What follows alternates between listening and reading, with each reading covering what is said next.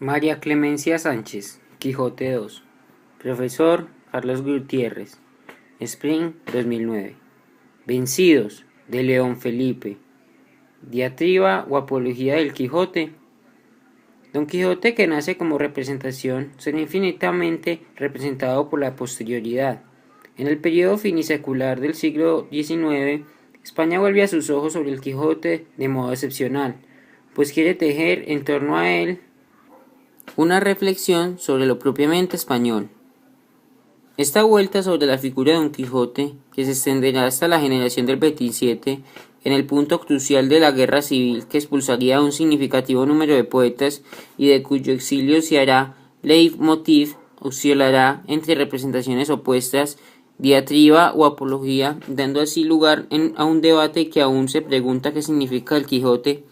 Tal vez el Quijote creado por el poeta León Felipe sea uno de los más extrañables, pero a la vez uno de los más complejos, por cuanto nace de una profunda identificación del poeta zamorano con el personaje cervantino, proyectándose en el personaje o devolviéndole su imagen en un juego espectacular que repite el dispositivo literario cervantino, además porque la palabra vencidos parece ejercer un falso movimiento toda vez que va a configurar una apología de la autoderrota, y en tanto el signo va a entrar en contravía dentro de su propia representación. Felipe ha dibujado un Quijote que no es respuesta ni pregunta, un Quijote que es la cuestión misma de la modernidad. Su ambigua oscilación de una realidad que es negada mientras se le nombra Felipe, habla con ese primer héroe del tiempo literario que fundó Cervantes. Para comprender la representación moderna del Quijote es necesario, sin embargo, comprender qué significa que Don Quijote sea el primer héroe de la modernidad. Ser héroe en la modernidad supone, para empezar, ir a contravía de dicha condición. Don Quijote es la verdad el primer antihéroe que registra la literatura, y al serlo inaugura el cierre irreversible de la época que lo precedió.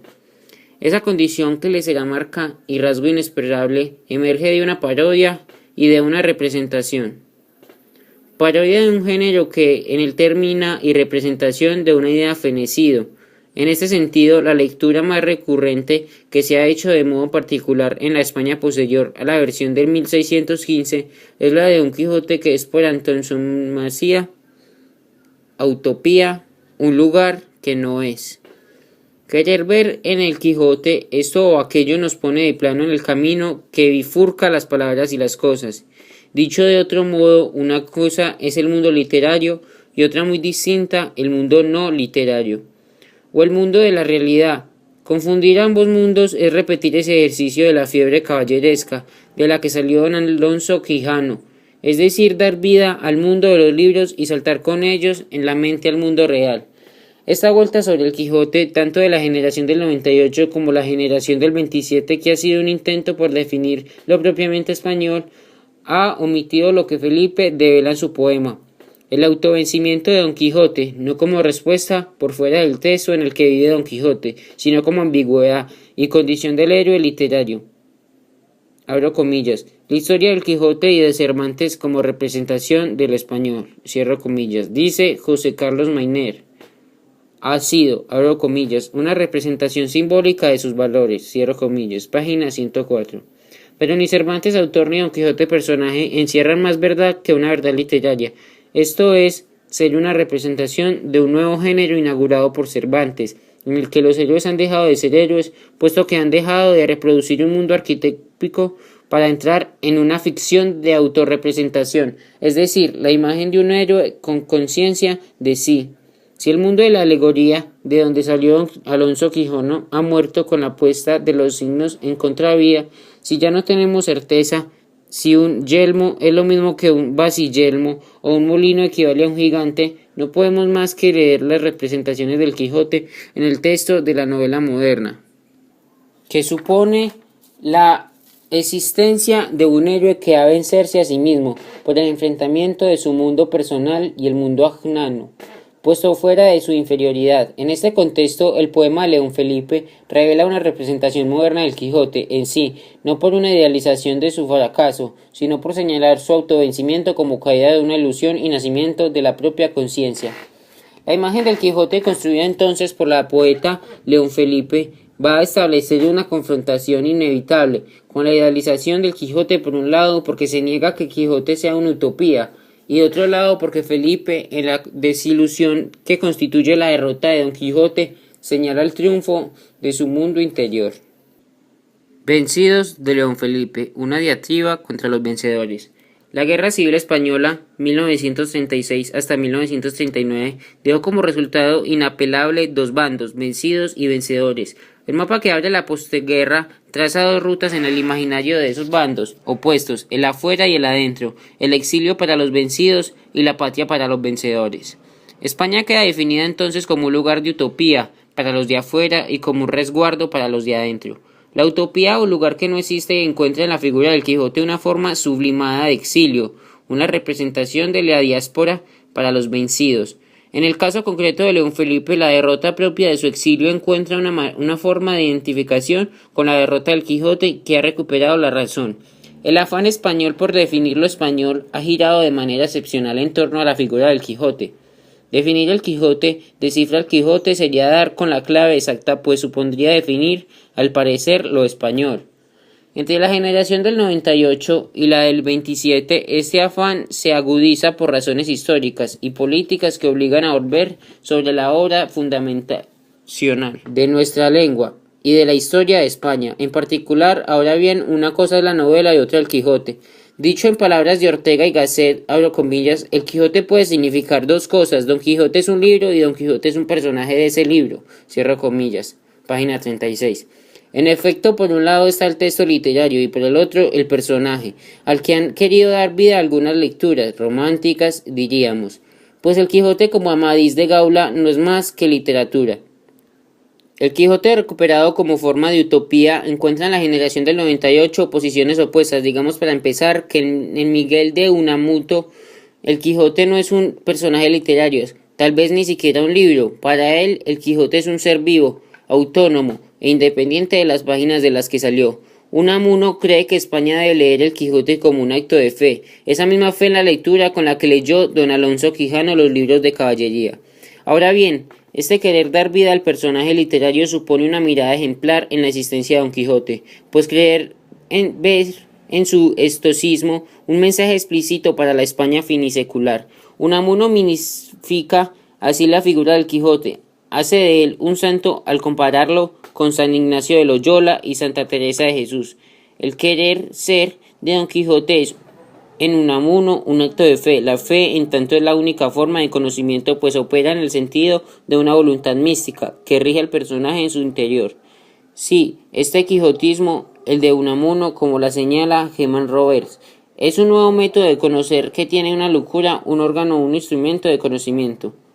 Diremos entonces que la locura es una forma de santidad, una fe que deriva en conocimiento. En el caballeresco de la triste figura dice Unamuno lo siguiente: Cide Hamete no hizo otra cosa que trazar la biografía de un ser vivo y real, y como no hay pocos que viven en el error que jamás hubo en un tal Quijote, hay que tomarse el trabajo que se tomaba él en persuadir a las gentes de que hubo caballeros andantes en el mundo.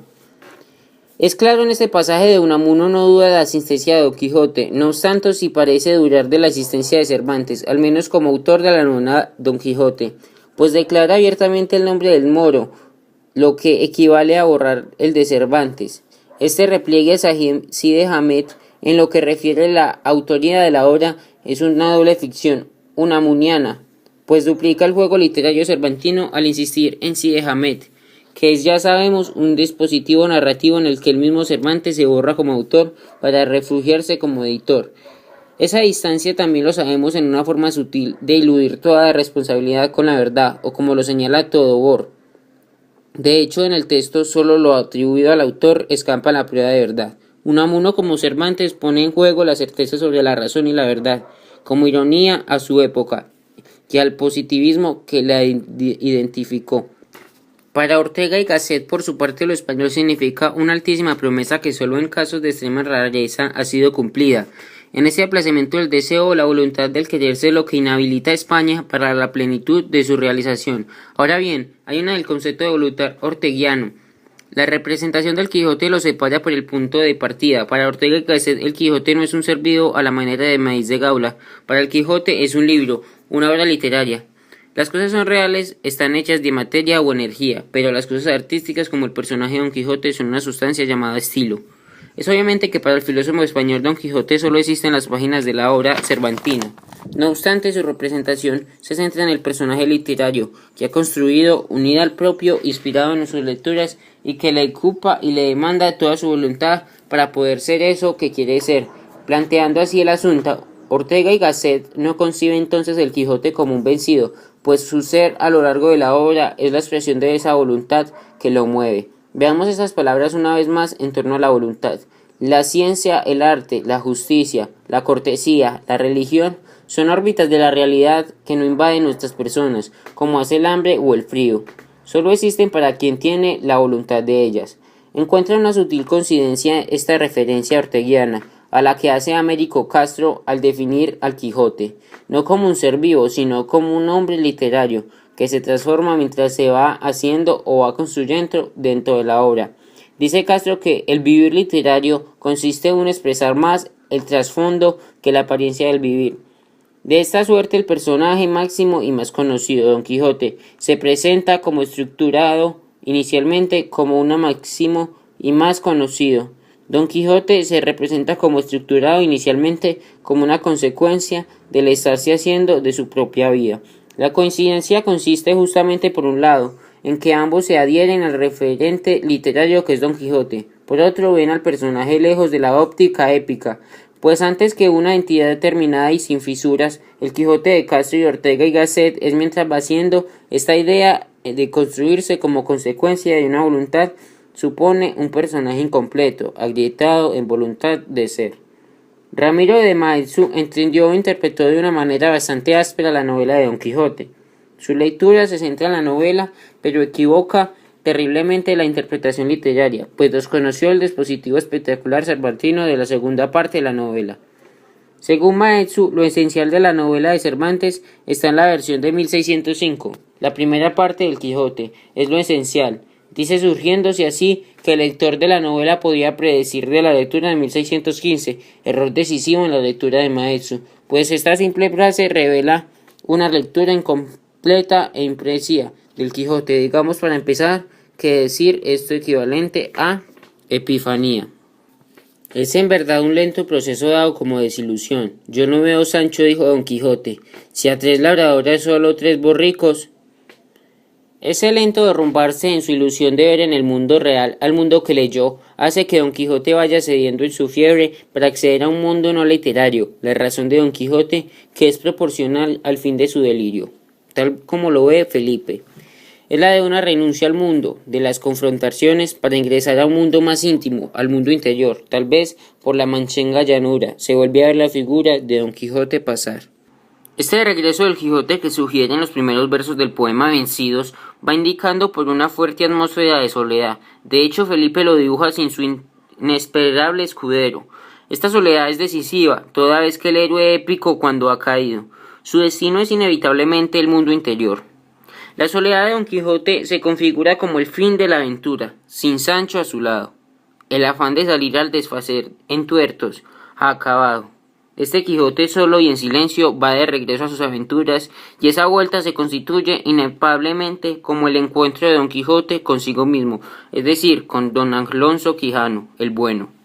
Y ahora ociosa y abollada va en el rucio la armadura, y va ocioso el caballero, sin peto y sin espaldar, va cargado de amargura, que allá encontró sepultura, su amoroso batallar, va cargado de amargura, que allá quedó su aventura, en la playa de Barcino, frente al mar. Presentar al Quijote ya sin peto y sin espaldar es presentarlo despojado de la armadura que es el símbolo del caballero andante, del hombre que va a enfrentarse a todo tipo de pruebas y deberes heroicos.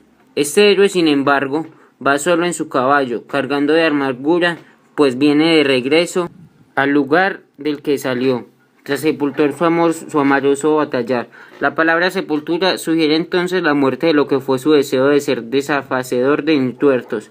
Digamos como tantas veces lo dice el propio Quijote a lo largo de la novela, Cervantes construye el círculo de la caída del héroe. Felipe entra con su poema al final de este círculo. La novela se abre con Don Alonso Quijano el lector y se cierra con el de Don Alonso Quijano el bueno. El poema de Felipe traza la pequeña linca del paisaje por el que cruza Don Quijote. Allí se centra el poema para hacer una apología de su derrota o una diatriba contra la razón de lo que lo vencieron.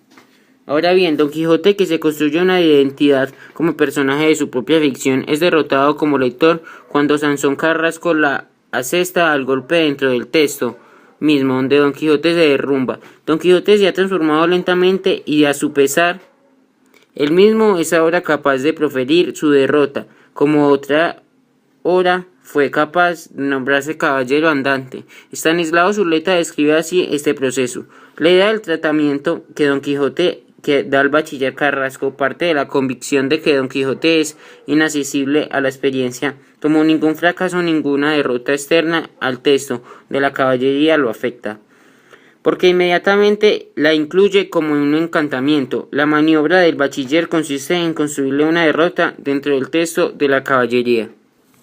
Por fuera de la ilusión del texto caballeresco Don Quijote es solo don Alonso Quijano el bueno. La ilusión de enfrentar heroicamente al mundo se sostenía mientras la realidad no lo había golpeado como lector. La inminencia de la derrota es la inminencia de la realidad, como si la realidad surgiera necesariamente de la derrota, de la aceptación de la posibilidad de la derrota. Agrega Zuleta, la lenta entrada de Don Quijote en la realidad es proporcional a lo lento, despojo de la ilusión como caballero andante, mientras acecha el mundo que lo va a vencer, a manos de un simple bachiller. Don Quijote va cediendo en la ilusión de su juego. Harold Bloom dice que en este sentido que Don Quijote plays until reality intrudes and destroys the game, and then it is. Don Quijote juega hasta que la realidad invade y destruye el juego, y luego muere. Resulta pues cierta esa afirmación de Bloom, si pensamos en Don Quijote en términos lúdicos. Don Quijote juega a ser como los héroes, sobre lo que leyó. Si la lectura acaba, acaba el juego. Ahora bien, la transformación de Don Quijote, su caída como héroe en un mundo derruido, encuentra en Sancho no solo el único testigo, sino que se opera en el mismo. Sancho un estado igualmente de transformación. Dicho de otro modo, Sancho tiene ahora la capacidad de reflexionar y Don Quijote la de oírlo mientras Sancho reflexiona así. Abre los ojos, deseada Pratia, mira que vuelve a ti Sancho Panza, tu hijo, si no muy rico, muy bien azotado. Abre los brazos y recibe también a tu hijo Don Quijote, que si viene vencido de los brazos ajenos, viene vencedor de sí mismo, que según él me ha dicho, es el mayor vencimiento que desearle puede. Hay en ese pasaje el más alto al momento que mutua transformación. Don Alonso emprende un camino de silencio, hace su mundo interior. Sancho tiene ahora las palabras que antes fueron de su amo. El orden de las cosas una vez se han transformado, pero hay sobre todo en este pasaje una alusión al complejo concepto del vencerse a sí mismo. Una razón más de orden íntimo, en la que el suelto reconoce el límite de su deseo, nombra ese límite y lo acepta. Estanislao Zuleta lo resume de esa manera y en alusión al artículo de Fredecut, los dos principios del sucesor psíquico. El deseo que se atiene a una formulación primitiva de una realización no mediada por un rodeo, por un aplazamiento, por una identificación no temporalizada y suspendida en el tiempo. Es un deseo que precisamente escapa a la realidad y se produce alucinatoriamente. Así la fórmula vencerse a sí mismo, que presenta muy finamente Sancho a propósito del vencimiento de Don Quijote como consecuencia del encuentro con la adversidad, es precisamente la condición del paso afuera del delirio. Si el mundo ya no es como los libros, el mundo ya no tiene valor como aventura. El mundo ha vuelto realidad, pura realidad para Don Quijote. Esa realidad inexpugnable marca el camino de su exilio interior. Si la España que venció en la guerra civil no da lugar a la utopía del amor o la injusticia, entonces todo es realidad pura y ardua. Esta realidad marca el camino del exilio de Felipe. Don Quijote y Felipe son vencidos justamente por una realidad que no da lugar más que a lo real. Los dos se vencen a sí mismos al tener conciencia de un mundo en el que la realización del deseo no permite ninguna forma de alucinación. De la locura, pues es un mundo puramente real. La cordura ha vencido al instalar un inapable principio de realidad, que niega toda forma alucinatoria de realización del deseo. De allí que León Felipe recurra al diálogo con el héroe cervantino, como una forma de instalar el rodeo o el pretexto que permite la realización alucinatoria del deseo. Igual que don Alonso Quijano estableció un diálogo con sus libros en su momento para mediar la realización de su deseo, Felipe dialoga con Don Quijote, repite Felipe, tal vez sin saberlo, el recurso cervantino del diálogo, con lo leído para confrontar una realidad. El triunfo de los nacionalistas en caso de Felipe, que impulsó la fuerza de la razón, el poema a partir de la cuarta estrofa, se construye justamente como un diálogo donde la voz de Felipe, el yo de Felipe, sirve de espejo para devolverlo al Quijote su imagen solitaria. ¿Cuántas veces Don Quijote por esta misma llanura, en horas de desaliento, así te miro pasar? ¿Y cuántas veces te grito, hazme un sitio en tu montura y llévame a tu lugar? El poema de Felipe construye una simetría con el vencimiento que hace Cervantes de su personaje. La novela empieza con un Don Alonso Quijano y solo y termina con él solo.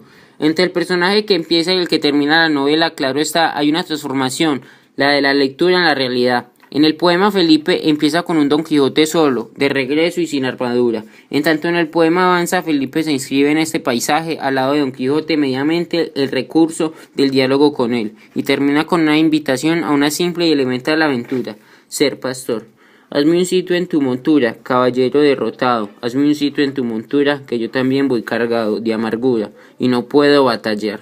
Ponme a la grupa contigo, caballero del honor, ponme a la grupa contigo, y llévame a ser contigo pastor. Entre ser pastor y ser caballero andante hay un mundo de ilusión que se ha derrumbado. Ser pastor y no caballero andante es asumir la derrota. Ser pastor no es una tarea heroica, es por el contrario, el retorno a un mundo simple, elemental, real. La fiebre caballeresca ha cesado, pero ¿qué digo y miserable? No soy yo el vencido, no soy yo el derribado, no soy yo el que no puede tomar arma en un año. El delirio ha cedido para dar paso al hombre que se sabe derrotado en su alucinación, limitado en su posibilidad omnipotente. Lo imposible, el adelante, no es ya una búsqueda sino un deseo, tal vez lo posible contiene ahora la medida de su deseo. El Quijote de León Felipe es la verdad de don Alonso Quijano. El derrotado como lector, el hombre que ha dado un paso afuera del delirio para ingresar en el mundo como adversidad, como principio de realidad, un hombre con la capacidad de nombrar su ambigüedad y su oscilación entre lo que fue, lo que es y lo que puede.